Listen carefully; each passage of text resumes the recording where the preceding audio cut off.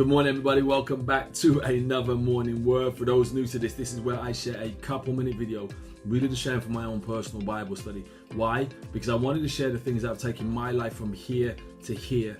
Because God left me this promise, and I really believed it, and I took it on board and ran with it, and I've seen it happen. He says, "I've come to give you life, and life more abundantly." Now, the way that we do that is as we think of in our heart.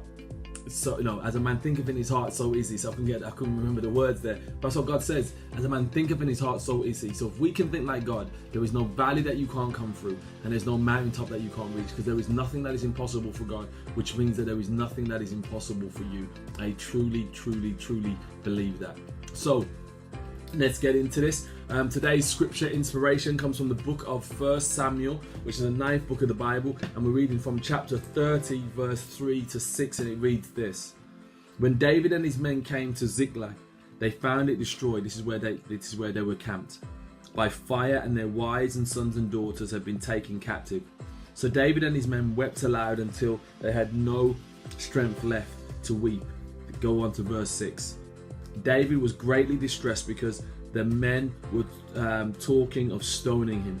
Each one was bitter in spirit because of his sons and daughters. But David found strength in the Lord his God. I'm going to call this morning's word, seek solutions, not blame. Now, once again, let's give context to this scripture. David and his men had just come back from fighting a war. And when they came back to their village, they realized that the whole village had been raided by their enemies.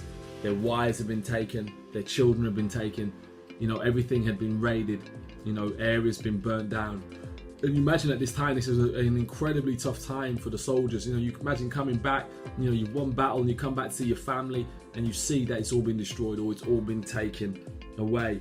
Now, in this moment, the emotions are running high. You've got, anger, fear, sadness, all mixed together.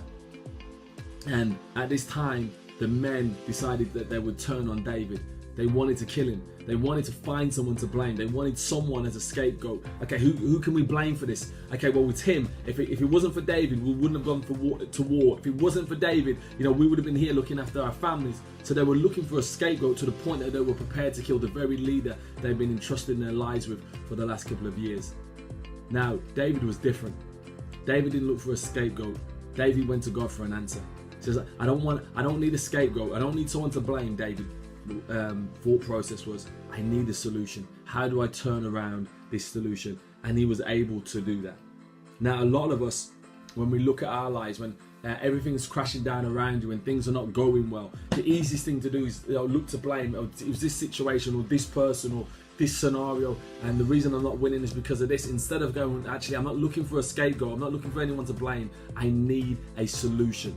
I need a solution of how I'm going to move forward. So that leads me to the question of the morning. The question of the morning is this: when faced with problems, do you look for a scapegoat or do you look for solutions? Here's the answer today.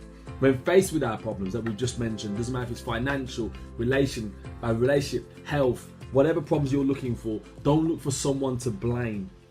It will not help the situation.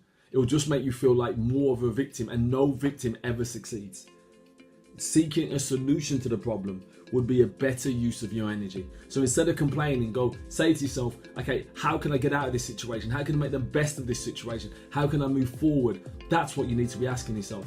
And that really leads me to the action of the day. The action of the day is this: stop looking for a scapegoat to blame for life's problems, but seek a solution to those problems instead. I don't care if someone else is to blame. I don't care if you're to blame. Don't look to blame anybody.